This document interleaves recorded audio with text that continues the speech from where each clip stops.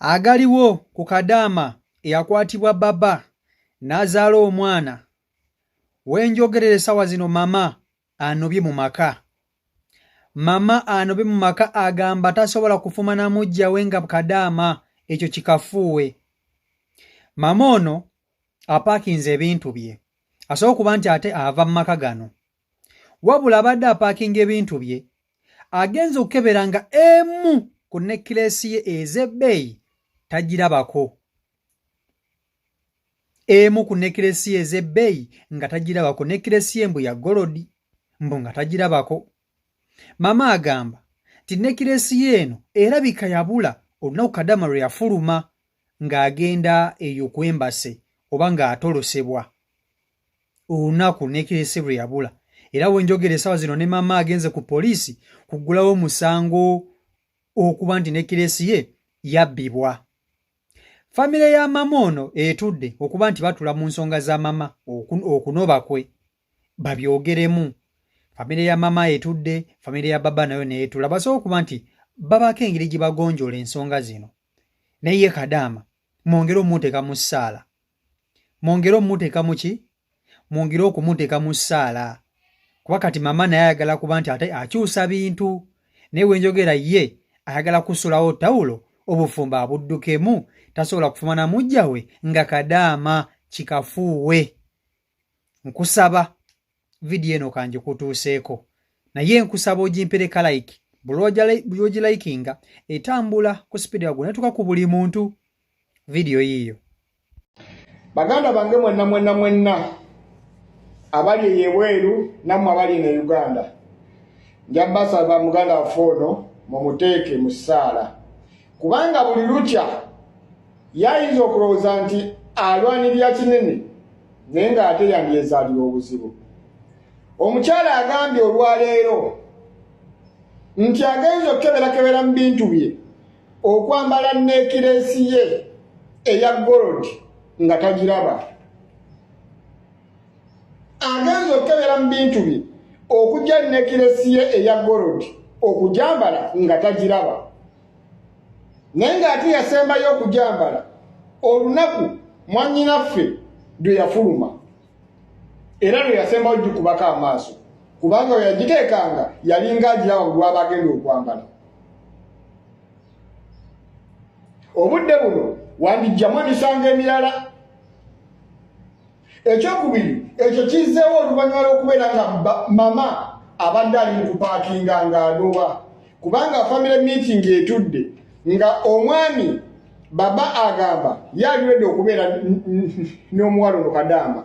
Mama ng'agamba tagenda kufumba na Kadaama. Era mama mu kusiba ebintu bye mwanoonyereza ndowooza nekkireesi ye ye n'agamba mbu tagiraba ng'anoba. Era wenjogerera wano mama ebintu abisibye wabula agenze kuwaba naye musango nekkireesi tagiraba. Mama anobye kazooba. Mama anobye Kadaama anobeza mama. Baba agambye yagenda kubeera ne Kadaama. Oba aleeta abantu be abaleete agenda funa wamuteeka abeere ne mukyala we ow'okubiri. Wano njagala buli omu afunemu ekyokuyiga.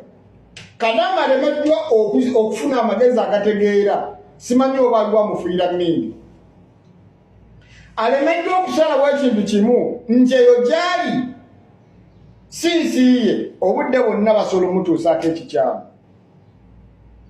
Famire y'omuwala ekuŋŋaanye kuba bazze famire y'omuwala eya mama n'eya baba ne batuula nga mulimu ne looya avudde ku embasi. Era yayogerezeganyizza bane baba ndowooza n'akkiriza. Kati wano kino kinabagambye nti mwandyekanganga ebintu bikyuse. Ensonga zonna kasitazingiramu munnayuganda ye muntu ateesigika mu bulamu bw'ensi eno. Asobola okulya enjuyi bbiri kuba naye aba ayisawo kiki. Kati temwekanganga n'omunnayuganda ayingidde mu nsonga za mama okugamba nti nekkireesi ya golodi kituufu yabuze. Naye bajjajja batubeerere bakisa eri mwanyina foni kubanga nzegezezzaako mugamba adde Uganda yaŋŋambye ne bwe nkoma weeyo era kigenda sigala kyekimu kubanga n'abewaka babadde bakola ki bannwanisa sente zange ezasooka baazirya mwaka mulamba kati bwe bafunye ekyansi ebeera eno nga bagenda kundabirira lwaki sibe eno n'omwana wange n'omwana nga ali Uganda n'avaayo bannange tubeereko n'obwongo obuluusi obulowooza ojja kuleetera abantu okulowooza nti weeyagalira okwebaka n'abantu abo lwaki olemerako nnyo okwagala okusigala kakikoobala singa munaakya ku makya ne bakuteeka mu kkobeera omusango ne gukyuka ne gudda sayidi endala ani agenda okulwanirira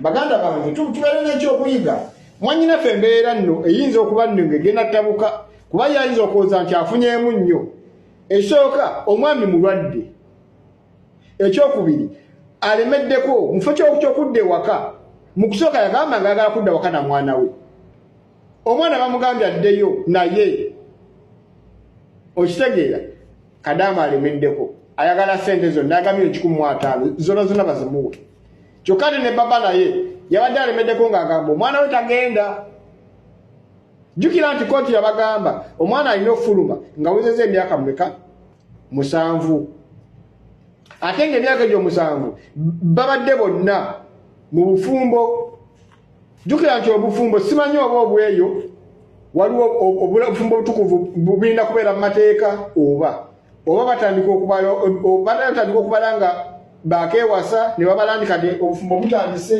awo sibitegeera naye ensonga eriwo bwetyo bweri naye kampisewo kalango kange mwena bali eyo nga olina embeera gy'oyitamu etatategerekeka oyagala kwezuula kumanya wa oyimiridde byokola tebitambula sente zikuyita mu ngalo oyagala kuzza mwagalwawo bakama bo bayomba tebakusasula olina abantu b'obanja abakulya sente zo nja kusaba jangu namba y'essimu 0779 922541 nawe ali eyo nga byokola tebitambula oyagala kwezuula olina omuntu akulemeddeko akutambulizako akannaginagi olina omuntu eyakubbira omukyalo oba yakubbira omwami naawe jangu namba y'essimu 0779 922541 gwe wenna alina bizinensi alina ebintu byokola naye yagala kwongera mu maanyi mujjukira nti lubaala embeera nga n'embiro kwetadde teri muntu ali successful mu bulamu bw'ensi eno nga ali ku mutwe gwe mukalu gwe wenna ayagala okyusa obulamu bwo ayagala okwetereeza ayagala otambulira mu mbeera ennambulukufu